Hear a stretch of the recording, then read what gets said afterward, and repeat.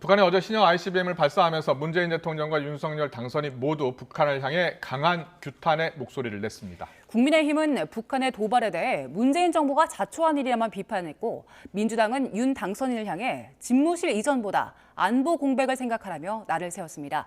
최진 대통령 리더십 연구원장과 함께 관련 이슈 짚어보겠습니다. 어서 오세요. 네, 안녕하십니까. 네.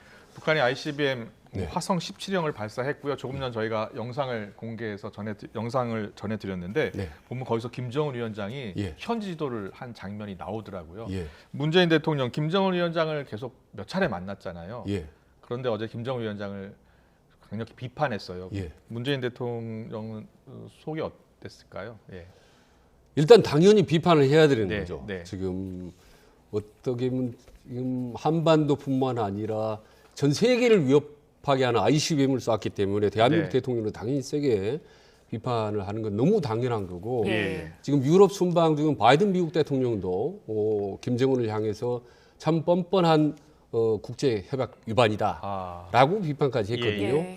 근데 돌이켜 보면 참 과거에 왜 그렇게 우리가 북한에게 좀 할 말을 못 하지 않았나 싶어요. 삶은 그 험한 말을 했을 때도 우리가 제대로 대응을 하지 못한 것.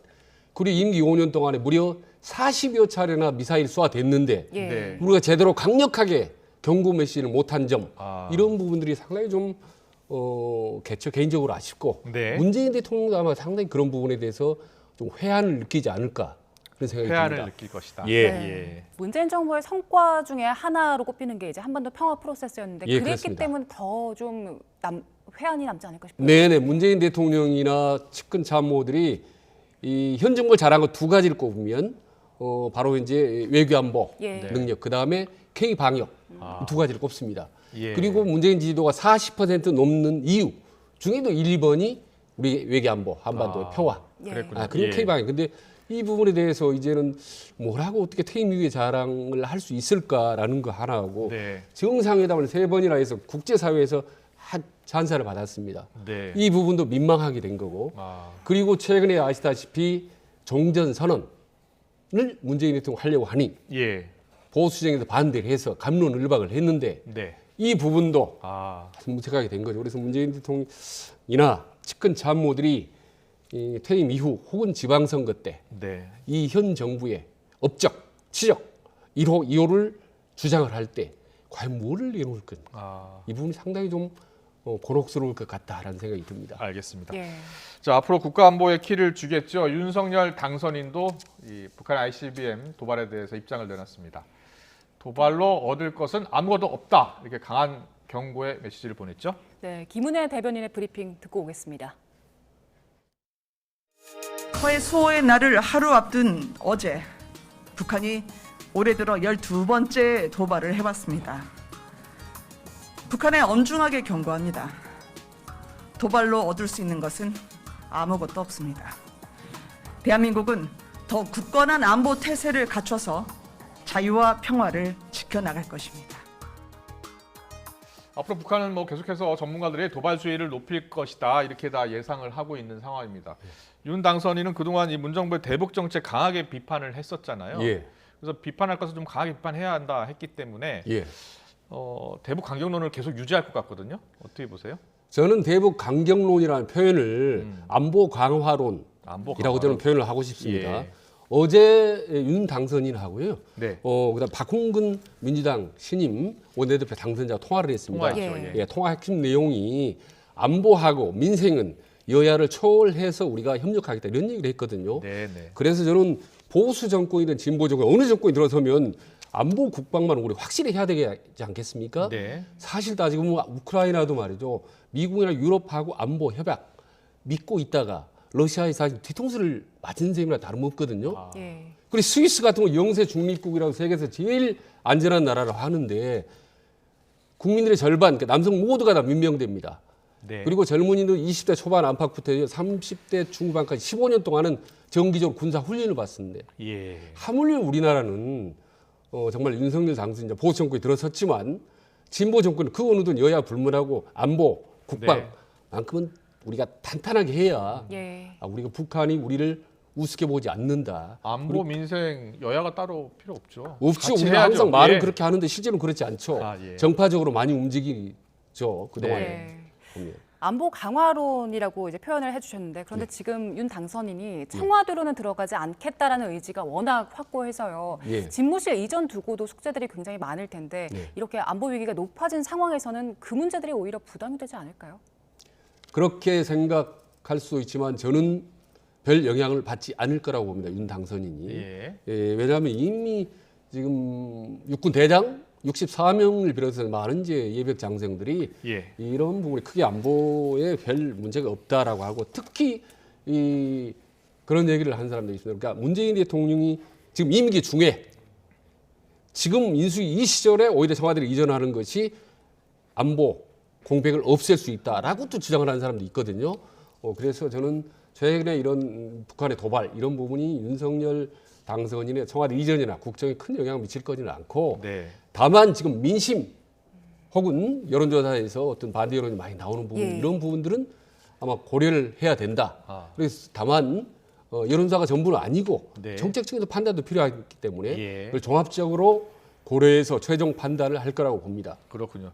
윤 당선인 측은 일단 청와대 위기관리센터 대신 지하벙커 대신에 이제 집무실 통일돼서 집무실을 쓰게 된다면 그 이동식 지휘 차량, 국가지도통신망 차량이라고 하는데요. 이 차량을 이용해서 NSC 회의를 갖겠다 이렇게 이야기했어요. 괜찮겠습니까?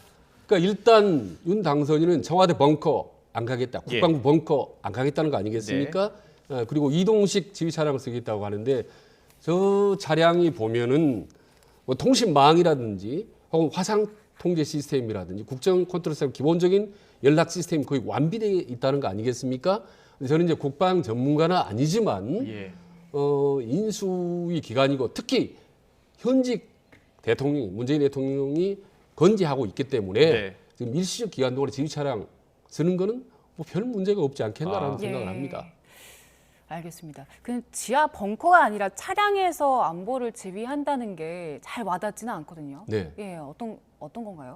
아니 근데 직접 무슨 비상 상황이 생기면 문재인 대통령이 다 하면 되는 거죠. 청와대에서 벙커에서 모든 NSC 통해서 다 하는 거고 다만 이제 기본적으로 급박하게 필요할 경우에는 윤석열 당선인이 한다는 건데 이제 저 부분은 뭐 일단 외교안보 전문가들이 뭐 별 문제는 없다고 하는 거니까. 이동식 지휘 차량이라는 게 이제 버스 형태인데 안에 이제 화상 회의 시스템, 재난안전관리망, 통신망이 다 들어 있고 화상을 통해서 이제 국가안전보장 회의를 개최한다는 건데 전문가들 가운데는 문제가 없다는 전문가도 있고. 문제 있다고 그런 사람도 있겠죠.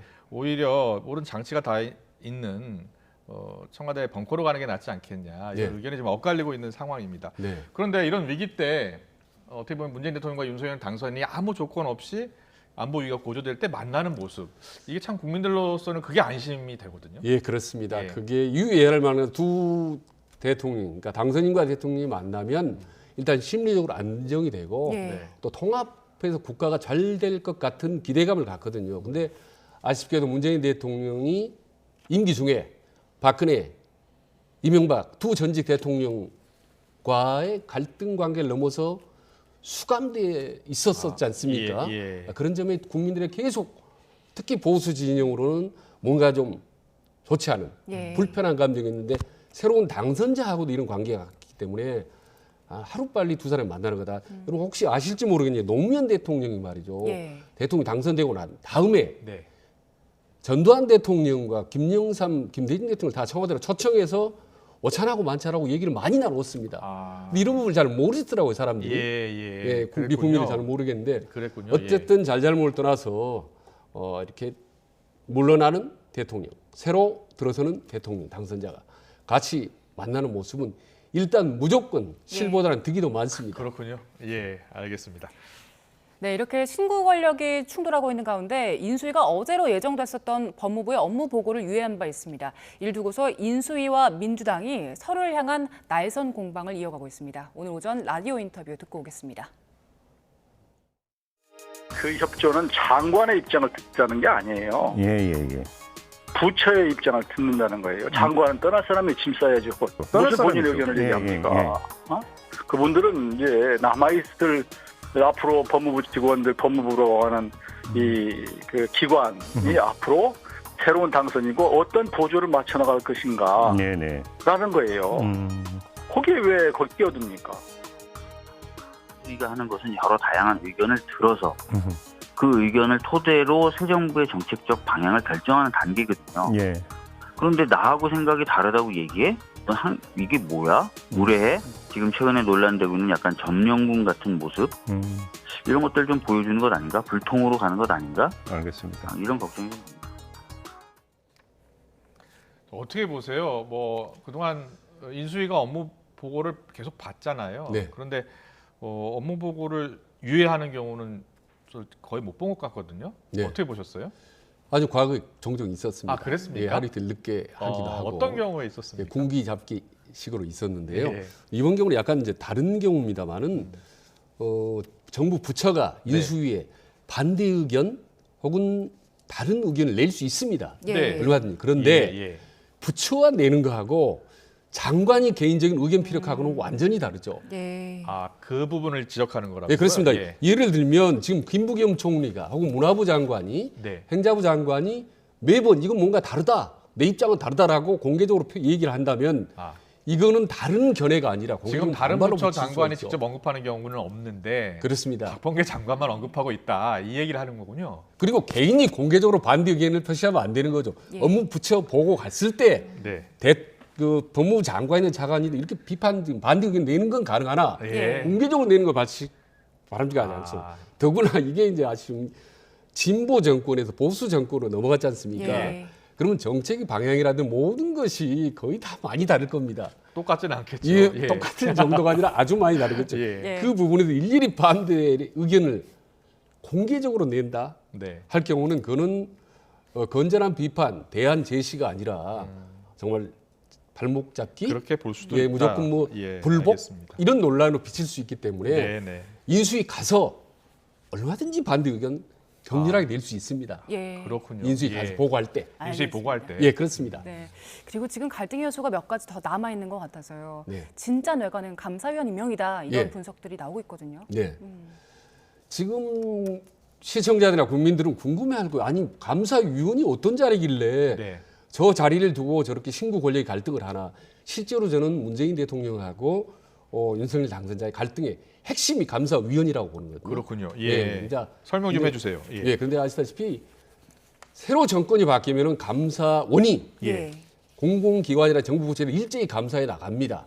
아, 예, 감사에 나가면 상당히 현 정부, 과거 정부는 어려워지는 거죠. 그렇군요. 그 결정적인 판단을, 최종적인 판단을 네. 주로 주요한 결정을 감사위원이 합니다. 그렇군요. 근데 감사위원이 7명입니다. 예. 네. 근데 현재 3명이 문재인 정부에서 임명된 말하자면 친여 인사들입니다. 예. 네. 여기다가 한 명만 더 친여 인사 감사위원이 되면 네. 정권이 바뀌더라도 상당히 제동을 걸 수 있어. 윤석열 당선인이 감사원의 활동을 과반이 감사위원 되기 때문에. 과반수가 넘기 때문에 제동을 걸 수가 있죠. 예. 그렇군요. 예, 그래서 윤석열 당선인은 그 문재인 정부 쪽에서는 한사코 감사위원만 과반수를 확보하면 그렇군요. 우리가 상당히 퇴임 이후 안전할 수 있겠다.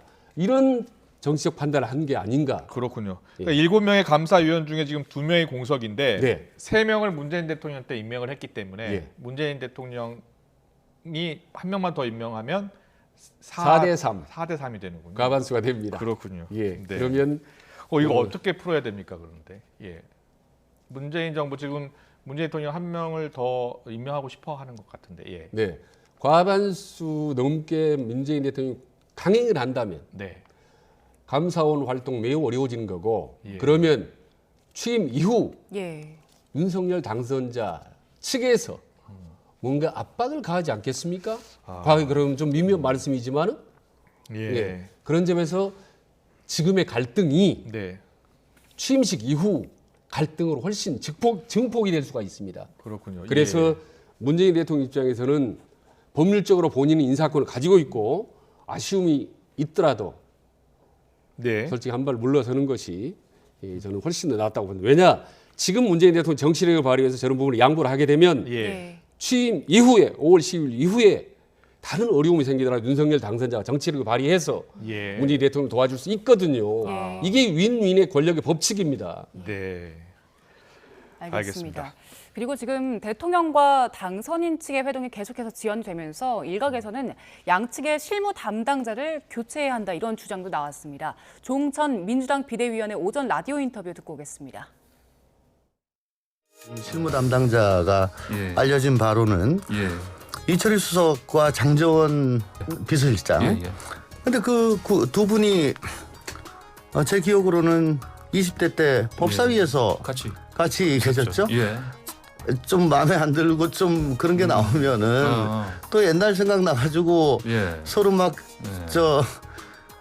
아픈데 건드리고 막 그렇게 하지 않았을까 하는 그런 뭐 제 추측도 그냥 해봅니다. 그냥 담당자를 바꾸든가 좀 추가하든가 하는 그런 방법도 좀 생각을 해볼 만한데. 글쎄요. 조응천 의원 생각에 대해서는 동의하세요? 그렇게 보세요? 잘 동의 안 합니다. 예.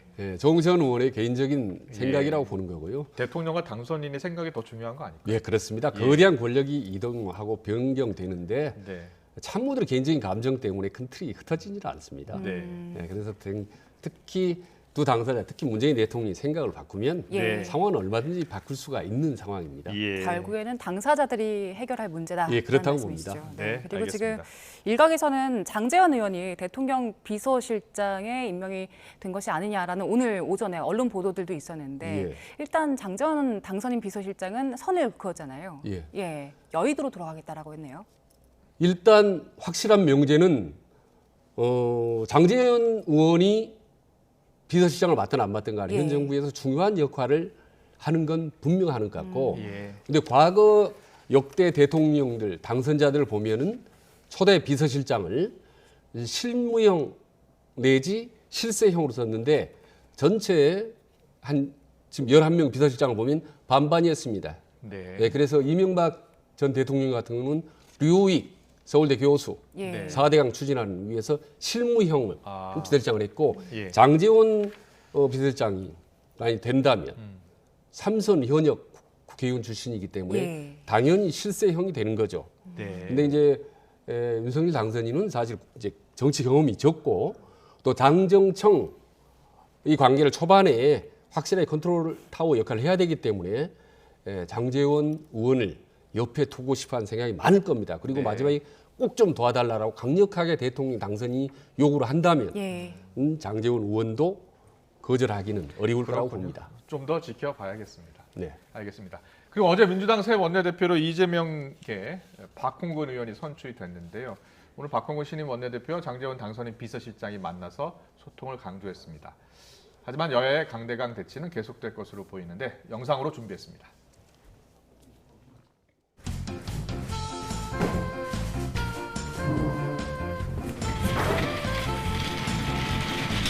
아주 좋은 걸로 여기 제가 직접 가서 선택을 해서 가져왔습니다. 진심을 담아서 축하드립니다. 감사합니다.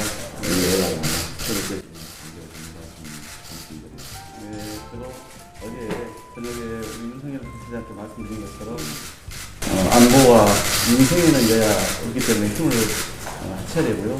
그런데 그 출발은 국회를 존중하고 또 소통하는 겁니다. 오로지 그걸 가장 크게 우선적으로 늘 존중하고.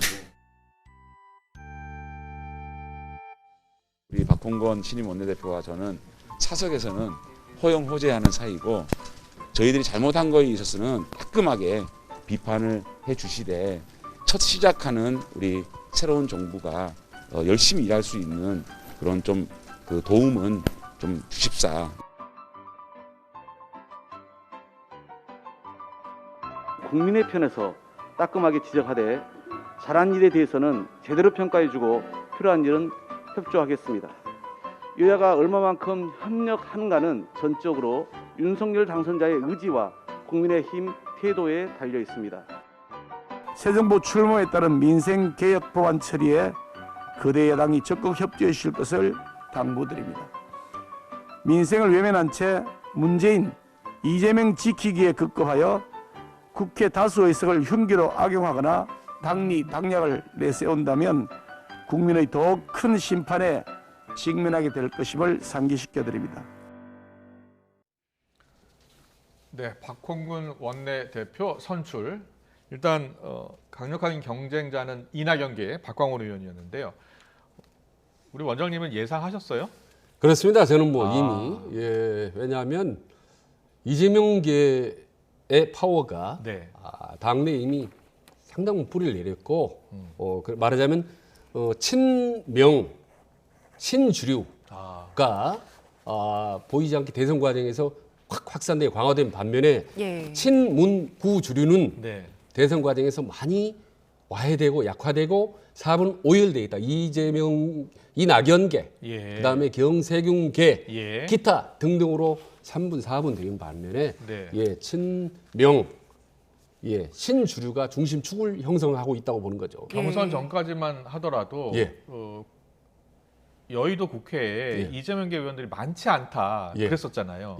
그런데 경선 끝나고 후보가 되고 그리고 대선까지 치르다 보니까 이재명계 의원이 많이 늘어난 거네요. 예, 그렇습니다. 상대적으로 빠르게 늘어난 반면에 저쪽은 상당히 구심점이 없습니다. 과거에는 이해찬이라든지 누군가 구심점이 있었습니다. 구주류인데 구심점이 거의 약화되고 사라진 거나 다름없죠. 그렇군요. 그래서 저는 강한 야당이라고 하는데 어떻게 보면 이제 강한 이재명이 등장한 셈이고 그는 곧 지방선거에 유리한 카드가 누군가 라는 점을 이제 고려 정책 고려. 그래서 앞으로 이재명 쪽 라인에 지방선거 공천을 받기 위해서 상당히 줄 서는 그렇게 되는 겁니까?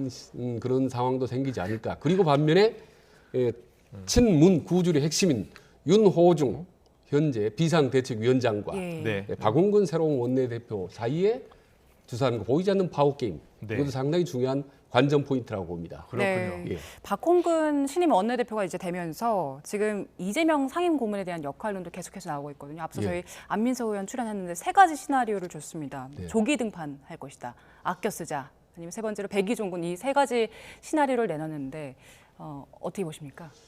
일단 이재명 후보 같은 경우는 저는 개인적으로 빠르면 빠를수록 좋지 않다 이렇게 보는 거죠. 좋지 않다요. 그렇습니다. 지금 대통령 선거의 후유증과 여러 가지 망감이 교차하고 있어요. 국민들 사이에서는. 그런데 불과 3월 9일 날 20일 전에 한판 붙었던 두 사람이 다시 또 전면에 등장하다 정치권에 이럴 경우에 국민들 특히 중도층은 정치적 선택이 아니라 국정을 선택해야 됩니다. 우리 코로나 위기 속에 그나마 우리를 챙겨줄 사람은 대통령적으로 하기 때문에 자칫 완패할 가능성이 높죠. 그렇군요. 이재명 후보와 민주당 양강 구도라. 그래서 좀 시간을 좀 두고 기다리면 대선 향수라는 게 있습니다. 항상 대통령 떨어진 사람에 대한 아쉬움, 미련 이게 있거든요. 이게 시간이 지나면 점점 되살아납니다. 그때 자연스럽게 등장하면 되는 겁니다. 과거에 DJ의 정계 복귀처럼. 그래서 다 정동유 후보라든지 전부 안철수라든지 대선에서 떨어지면 일부러 해외로 갑니다. 보통 얼마 동안 갑니까? 멀리. 근데 올해 6개월, 1년처럼 갔다가 의외로 빨리 돌아옵니다. 2-3달 만에 오는 경우가 좀 많습니다. 왜요? 왜 빨리 돌아옵니까? 많이 요청을 합니다. 들어와 달라고. 그리고 의외로 빨리 국민들이 향수를 가고 또 새로운 권력이 많이 실수를 합니다.